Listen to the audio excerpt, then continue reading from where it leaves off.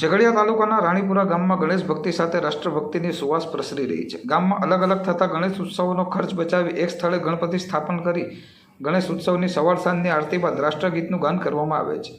ઝઘડિયા પંથકમાં ગણેશ ઉત્સવનો માહોલ બરાબર જામ્યો છે. તાલુકાભરમાં વિવિધ મંડળો દ્વારા ગણપતિની પૂજા અર્ચના ખૂબ ઉત્સાહભરી રીતે કરી અને કંઈક નવું કરવાની ભાવના સાથે ઉજવાઈ રહી છે. ઝઘડિયા તાલુકાના રાણીપુરા ગામના કાર્યરત ગણેશ મંડળોના સંચાલકો દ્વારા કંઈક નવું કરવાની ભાવના સાથે નવીન અભિગમ અપનાવ્યો છે. રાણીપુરા ગામના ત્રણેય મંડળો દ્વારા ખોટા ખર્ચા બચાવવાના આશય સાથે ગામના મોટા પડિયા, પટેલ પડિયા અને પાતલા પડિયાના ગણેશ ઉત્સવ આયોજકો દ્વારા છેલ્લા 2 વર્ષથી એક જ સ્થળે ગણપતિની સ્થાપના કરી જીવનમાં બચતનું મહત્વ સમજાવતો એક દાખલો પૂરો પાડ્યો છે. સાથે સાથે ગણેશ ઉત્સવના પહેલા દિવસથી સવાર સાંજ આરતી થાય છે. તે આરતી બાદ સમૂહમાં રાષ્ટ્રગીત ગાવામાં આવે છે.